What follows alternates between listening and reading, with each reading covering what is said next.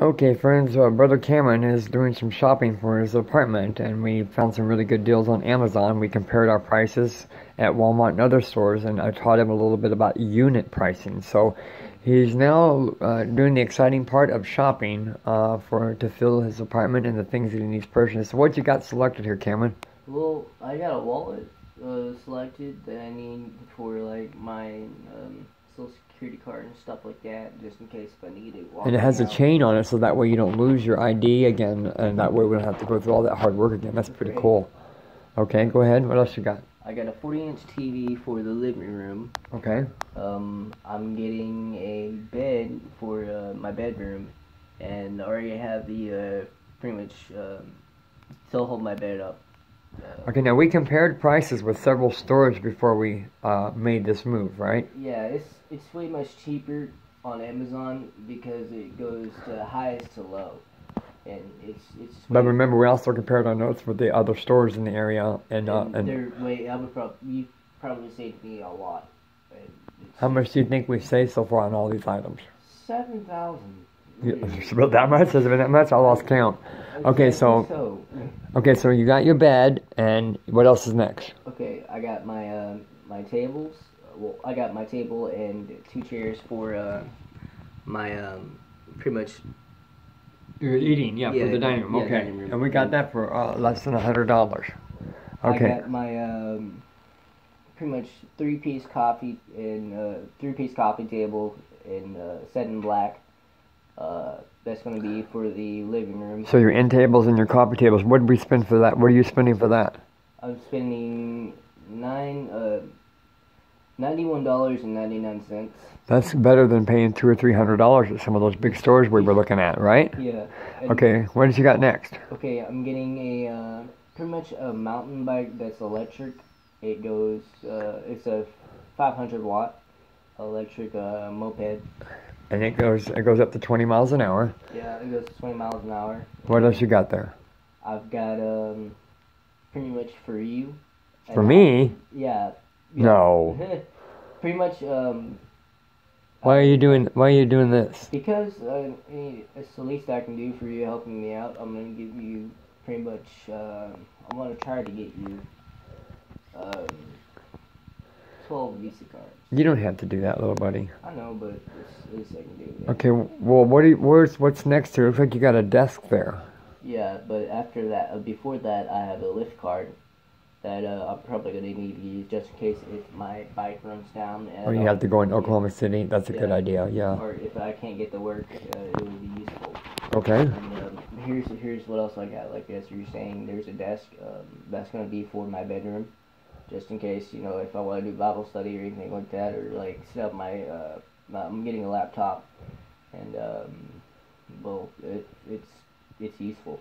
Yes, so that's going to be helpful for the Bible study. You got that Bible for memory. That's where your story began, was that Bible. So what is next here? I have a bike, Kryptonite New York, pretty much bike chain. And that's going to be for my bike, just in case, it's pretty much simple. I mean, people can't. You got a Kryptonite New York style. Oh, yeah. So that's pretty much hard to really break. So that's really good. So that's going to protect your investment for your electric bike. Yeah. What's this bike assembly? Okay, yeah. So the bike assembly, that is where, your bike is going to come pre-assembled. So that way, it'll be, you don't have to install all the parts on it and wind up making a mistake as you install the various electrical parts, because neither one of us are going to probably be able to install every aspect of it perfectly. So if we ask them to do it for $75, that's going to cover us under all the warranty. So if they make a mistake, they're responsible for it. So that way when we actually get the bike, all you got to do is get on it and go. Yeah. Okay. Okay, so after that, my mistake, I think, this one wasn't this one up here, the 40-inch, supposed to be for the bedroom, but that's for the living room. Okay, so this one's for the bedroom. That should be. I think that's your 19. No, that's your TV stand. Okay, so it's my TV stand. That's your TV stand that's going to sit in the living room. You see, it's a stand. It's not a TV. It's a stand where it sits in front of your couch. How much are you paying for that? I'm paying $29.60 for it. And that looks like it's a better price than some of the prices we saw at $100 and $149 and $249. So that's a really good bargain. I'm getting also a wall room decor art vinyl sketch, pretty much Egyptian gods. It's a big large, and I'm pretty much giving it to my grandma because I know that she likes that type of stuff, and she always told me to go on the path of God, and I just wanted her to give that to say thank you, and pretty much. Okay, what you got next on there? I have a South Shore Libra 4-drawer dresser, pure black, and that's going to be for my bedroom too. That's going to be for your socks and your underclothes and whatnot. Okay, that's good thinking. Okay, what else you got? A Green Forest full-size metal bed frame with stable metal stealth headboard, and it's also going to be black. Okay, you like a lot of black stuff, I see. Yeah. So we got our mattresses. Where were our mattresses? We already go through the mattresses. Yeah. Okay, so we got the mattresses, and now you're talking about the box springs. Yeah. I mean the frame. I mean. Yeah. Okay, what is this next item? Okay, this next item, it's also the TV I was talking about. I'm probably gonna set my TV on the desk because I don't think I would have anything to set it on unless I set it on the dresser. Yeah. That's too high, and I just don't. So do you want to get a stand to go with it too? Actually, if I do sit it on the dresser, it will Bring it up to the level you need because the bed's going to have you risen up anyway. Yeah, kind of like you see the way mine is right here. Yeah, so that's going to be kind of perfect. The dresser's going to be like, I mean, the TV's going to be on top right there. That way, my bed's going to be in front of the TV. So this is your home. You're the one designing. I'm not picking out anything for you. I'm letting you do all the picking. I'm just helping you with better unit pricing in comparison to the various stores in the community and other things that are online. And Amazon does have the best prices for all of these things. So what else is it next? Okay, the next thing, and this is the final one, I think. Well, not the final one because I got some of these down here. Pretty much, I'm getting pretty much a leather seat sofa, a 2-piece sofa for my living room. That's a couch and a love seat. Yeah, just in case if I have guests that want to come over. Okay. Like say you. Right. Oh. Yeah. Okay, now those are your two. You want to put these up here to cart because we if you want to. I don't know if you want. So I put these down here for save for later because I wasn't sure if that's the laptop you wanted or not. So I put it save for later. I didn't put it in the cart for you because you were still looking at that. So is that the laptop you want? Yeah. Because that's my cart from my Amazon allowance. So I just simply hit it there for you until you're ready to decide. Okay. So if that's the laptop you sure you want, then you're going to hit that button that says move to cart. If it's not, then you're going to delete it and select something else that you may like. But those are the specs and stuff that you were talking about how you want to use it. So and you said you wanted a red one. Now is that you said you wanted a game system? Yeah, an Xbox One X. If that's the one you want. Now, remember, we went to Walmart and we compared the price for that unit, and it was $50 more at Walmart. Yeah. And it was also, I think, $39 or $49 more at that game place. Oh, yeah. So this, I definitely want this because, I mean, if I have nothing to do, or, maybe, per se, if I don't want to get on my phone or watch TV or anything like that. I mean, or if I want to have me time, I can just start playing video games, and video games to me, it's not I mean, it is addictive, but it also helps the mind on other things like the games. They might have mathematical problems that you may have to solve, or puzzles, or strategy in real life that might be useful. So that's what I think about games, really, and that's why I like games. So how do you feel about your life now? You're no longer homeless, and your mom's not, I'm really heartbroken that mom had sold you for drugs, but I'm glad to see that you're still communicating with your mom, and you still love your mom. That's a really good thing, and I'm really proud of you for sending some of those Bible verses to her that we talked about. Yeah, like you said, in the Bible, it says, always have forgiveness for those who don't deserve it. Well, even though she might not deserve it, she's always going to be my mom, and I love her. But in the past, yeah, she tried to sell me for drugs, but that was her mistake. It was, I know she was on drugs, and So those Bible verses about forgiveness I gave you were helpful. oh yeah, definitely. I mean, I already had that before. It's just, Found it more easier. yeah. Okay. Yeah. So now, also, how does it feel to know that you're able to make your own choices today? Um, it's somehow. I mean, it's actually really pretty new to me. I've never actually ordered something like all this uh, before because I never knew I had all that. Well, the nice thing about it is you're going to have your own apartment. Now, we made a plan together, and we said that we didn't want anyone like your mom, kind of doing what's happening with your brother. Yeah. And so we wanted to protect you from other people and yourself, and we decided. I gave you my recommendation, I should say, and the recommendation was that we get an apartment and pay the whole year up front. Is that something you sure you want to do? Oh yeah, definitely. I want to pay electric bill, water bill, anything up front. Like just For a full year, for a full year. That way you're protected. So that way, if you end up spending all your money too quick, you don't have to worry about your bills for a whole year. Right. Now, what about the certificates of deposit? Is that something that you want to do? Yes, definitely, because it's useful just in case, if I do go broke and I have no money, then it's good to know that I would have money waiting for me. Every 6 months. Investing it every 6 months. Every 6 months, you'll get a maturity, and so every 6 months you'll get a check for the next 2 years. So that way it's like an extra wave of support coming in every 6 months for the next 2 years. So that way, if you have any hurdles or turbulence, you can count on rely it. on that, yeah. Exactly. That'd be an ace kicker in the hole. Yeah. And even if you're not having turbulence, it'd be a nice extra blessing to come in. So if you're working and doing well, and things are flying high, you're still going to have that boost coming in to hit you even higher. It would help a lot because, I do plan on trying to start my own business soon. I've always wanted to do this when I was younger. Start like a food business, really, to help out the I'm gonna use it to help out the homeless because it's most of these. I don't think in Norman that we don't have enough food places, but why not have a food place that pretty much like a restaurant for the homeless or anybody that wants to come in? Everybody's treated well. If the homeless doesn't have money to pay for it, then I'll pretty much give them free food, and it helps them out with their day, makes their day a lot better, and just pushes.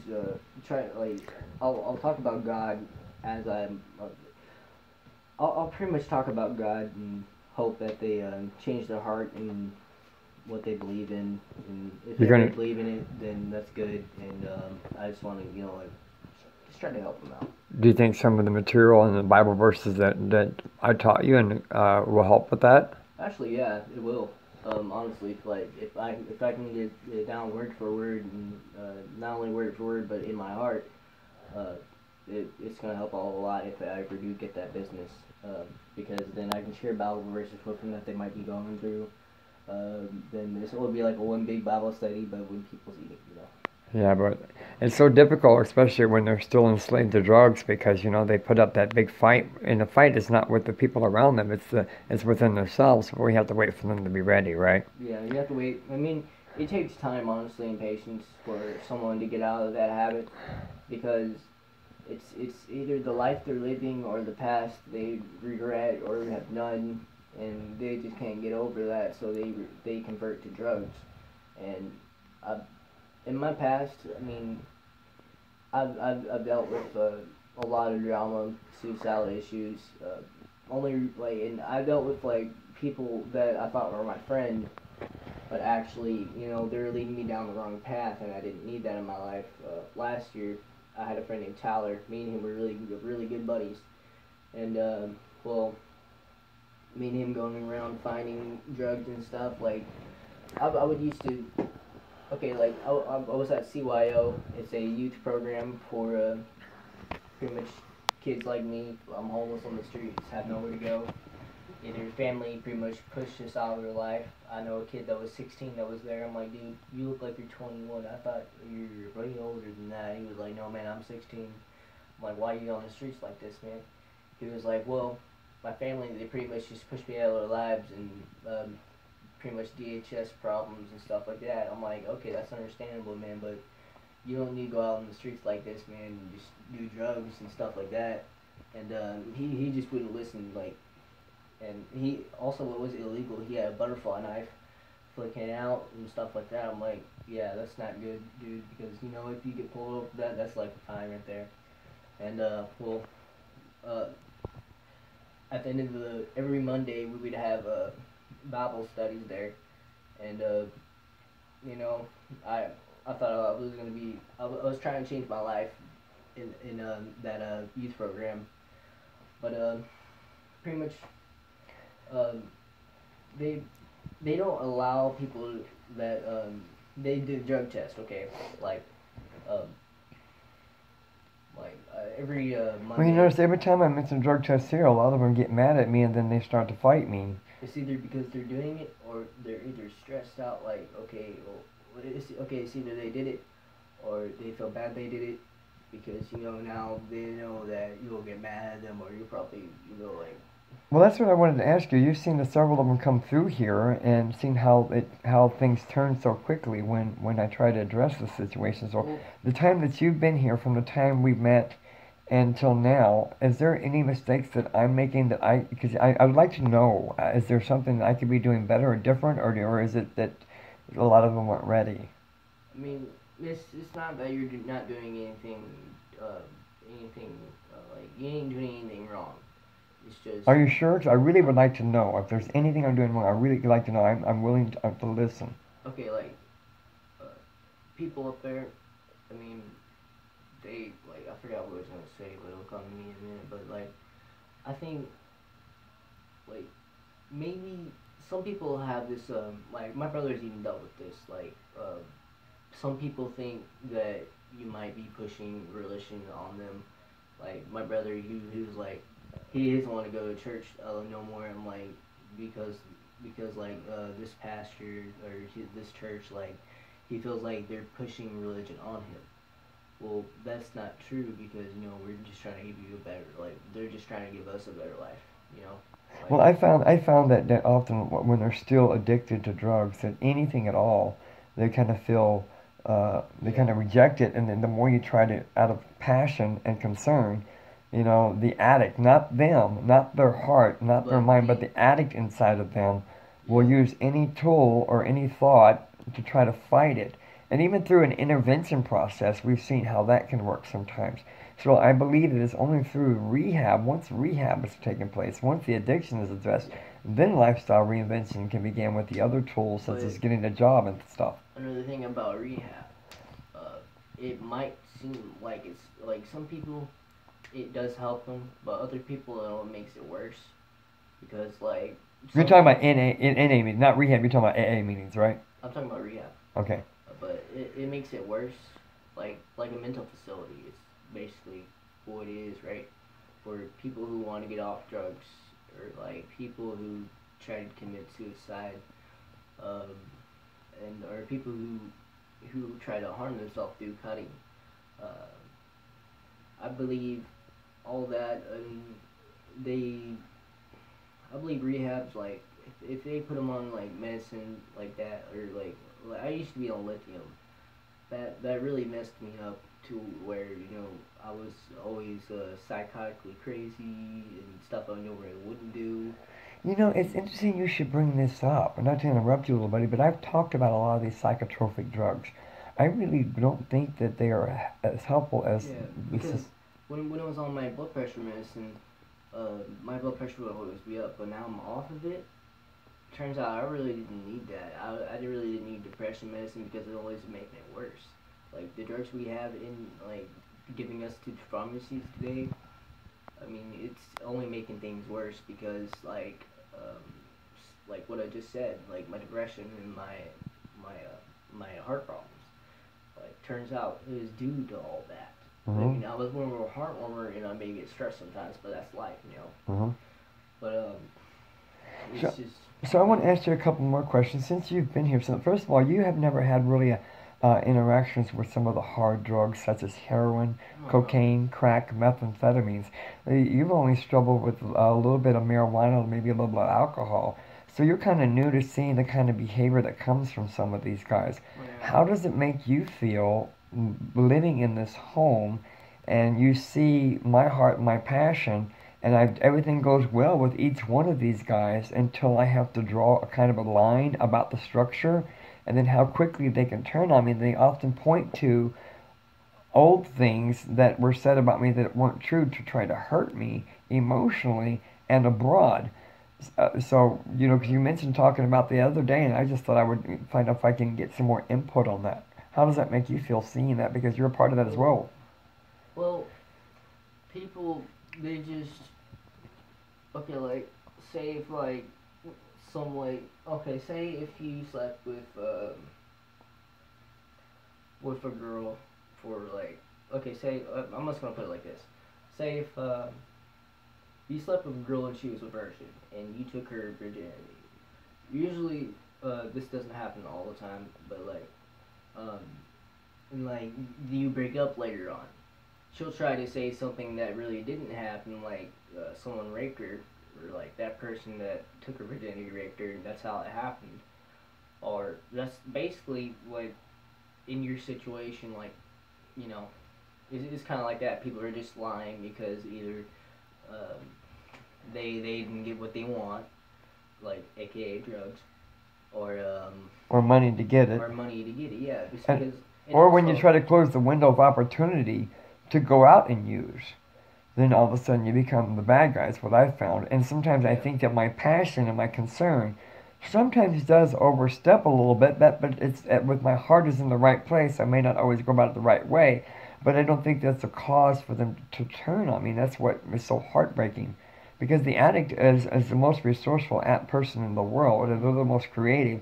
And if you try to bring situations to the table to help them address them and the addict within them, the addict within them will quickly turn on you. And I don't think it's the person. I think if they had recovery, I think that they wouldn't approach or deal with things in the way that they do and make you out to be, you know, their enemy. And it seems that they bounce from place to place until recovery or until destruction. And it's just so heartbreaking. Right. Another thing about what you said, like, oh wait, no, I just Poor little buddy. I got memory problems, but I mean, it's due to my past. Like, I've been through a lot of stress. When I overdosed back then, I overdosed on 500 milligram depression, not depression, but heart medicine.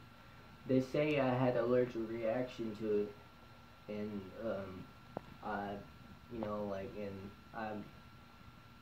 I didn't really have an allergic reaction. I literally died, and I think I went to hell as I died, and that's about the time when I woke back up.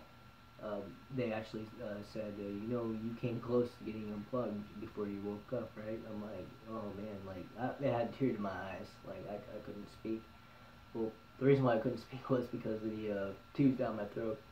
But after I witnessed all what happened before, it's just I converted to the path of God, and I know that God's real because I wouldn't feel that feeling if I ever did die. But it wasn't really feeling. I mean, it was feeling, but I don't know how to explain it. It was like my soul was trapped and I couldn't, you know, go nowhere. But I felt burning. So how do you feel now about everything, since you and I have had lots of talks different days and different nights, and sharing different Bible verses and the prayers that we have each and every day at the dinner table and lunch table? Honestly, I mean, everybody needs God in their life. And I know I need God in my life because if there was no God, I mean, there wouldn't be peace. I mean, think of that. Like, say, if where does peace come from? It really doesn't come from the person. I mean, it could, but it's also the Holy Spirit going through them. It's I think of it like this: we can make the world better, but we can't make it all better because the world, it's just like it. There's never going to be a world peace. We know that, but at least we can make the world better by a little bit, by a little bit. One person at a time, right? Yeah. But so, what else was I gonna say? So, I think it's been easier to work with you because you've never been tainted by some of the hard drugs, like I said, with crystal meth, crack, heroin, those kinds of things. So the rest of the world doesn't seem, especially the sheltered people and people within the church body, and maybe even some of the officers that I work with, they've seen drug addiction, they've seen some of the crimes that are committed with it, but I don't think they understand the mindset and the mentality and the things that can come with that. So with all that being said, you know, it's heartbreaking when you try so hard to help them, but when you try to do certain things in a certain way that's really going to be beneficial to them, and then they just turn from you, and they feel like they're against you, you're against them, but when really you're not. When you're just trying to help them address some of the core issues, and that's what they are fight to stay away from, and then I become the bad guy, and it's so heartbreaking when that takes place. Because I try to tell them, changing playmates and playgrounds is important, but lifestyle reinvention, it's the core of that, and the foundation of that must be God's word. Oh, yeah. And so when I often try to first start off by having them go to their phone. If they have a question about the Bible, just say, what does the Bible say about this? Or what does the Bible say about that? And fill in that blank with whatever their concerns are, and then it will pull up dozens of Bible verses about that topic. And then I encourage them to write those verses down on index cards so they are more prone to remembering it. And then remember, we put them in backpacks because those same verses will help the people that we're reaching on the street that are still out there. But would also be kind of unique and kind of fun. Um, like, how some people like to do puzzles, right? Uh-huh. What if some way we can get puzzles of Bible verses and like they put it together, right? But then after it's done, they would want to read it. That would be interesting, yes, indeed. So, do you feel you've been with me for a little over 2 months now? I guess it is, isn't that right? Yeah. Okay. So you're pretty much here all the time, except for when you're at work for 4 or 5 hours. Yeah. What's life like here? It's definitely life changing. I mean, it's for the best, honestly. Like having, I have communication with some of my old friends, but only the good ones, not the bad ones, because I know that I need to get them out of my life, and if they ever try to convert me back to what I used to be, that's not right, because I mean, they gotta accept I'm trying to change my life for my good, for the good of my own. Well, I think it's Well, easier for you, little buddy, because you haven't been enslaved to some of the harder drugs. So you try to imagine what that's like for someone who's enslaved to the harder drugs. It's more of a battle for them, and so the yeah. more you try to help in that area, the more resistance and the more they can become very irritable, especially when they're still going through withdrawals and desires to use. I mean, honestly, ever since I was young, since age 30, drugs have just I mean, it's been a part of my life all like since until like before like a couple of days you met me. Like, well, not like a couple of days before I smoked marijuana, then I met you later on. But it's like since age 3. They suspected marijuana on the property line, so they found it. They took me away, and I probably it was for the best, honestly, because I mean it wasn't because my family liked to smoke it. It was also to provide for us because we were poor, and that just led down us to a dark path. And as I was in foster care, life was good for a couple of months until I got adopted into the adopted family. Then after a few years later, they started showing signs of like emotional abuse, physical abuse, just a lot of crazy stuff. When they say the adopted families are the worst families, I agree with it, but some ain't. You never know, like you never know what's going to be in a box until it's truly opened. But Right. So speaking of opening boxes, so let's take a look at our box here. Now, I don't know if this is really going to do much of anything because I'm the one holding the camera, so that's kind of hard. I kind of wish someone else was holding the camera here and I wasn't here in the room. So, I mean, since you've been here, do you feel like you have been, and I really need you to be honest because it will help me down the road as I'm helping others. Okay. Please, I don't want you to say something that I want to hear. I know. I want you to say things that I might need to hear for myself. Are there any things or that I'm saying or doing that are inappropriate or that are forceful or that are controlling or that you feel bound to or that just aren't right here? Is there anything happening here that I can do better at? Actually, no, there's not, because I believe you're doing the right thing for people. It's just people don't really want the help. You can't help someone that doesn't want that help. Like, yeah, you're saying, you pretty much people who get into slave to drugs for a long time, that's going to be their world right there. But they're not going to want to quit something just so easily. They're going to have to go through like some hard training, or like either be stripped from like I wouldn't say stripped from, you know, their pretty much their like pretty much from, like, I mean, they gotta be stripped from the drugs. If they can do that, then, you know. And that's a hard thing to happen. It also has Yeah. to take them wanting to do that, though. Yeah, but I mean, it's just. But one more thing I've noticed. Haven't you noticed that over the last half dozen or so that we've had through here, I've noticed that, even myself, when I was enslaved to drugs, I would often, say I want help and then I'm going to do those right things. Yeah. And so that I can get a little bit of help in basic needs to recover for that day or that week, than to only go back out and reuse again and hide it and pretend that everything's okay. This kind of like when I say, you know, I'm gonna smoke a cigarette. I'm not gonna smoke cigarettes no more, and then eventually down the road, you know, I go do it again. Mm-hmm. That's kind of that situation. But this like cigarettes, they have a drug, something that makes you addicted to it. It's the THC. Mm-hmm. They put all these chemicals in there that ain't natural. Like, the Indians used to smoke back then. That was all natural. But today, man-made cigarettes isn't the right way to go. That's like, okay, addiction is to sin. People are addicted to what's in the drugs, and they can't quit because that's all they know. Mm-hmm. Like, it may have been because, like, their families put them out in the streets due to all this, but now the families won't take them back, and that's all they have to resort to. It's because, like, okay, say, like, they'll pretty much be like, okay, this is all I ever known. This is pretty much my friend, my home, my buddy. Like, it's just what they always know. What do you make of them? Being so, hard spoken or irritable towards me when I'm only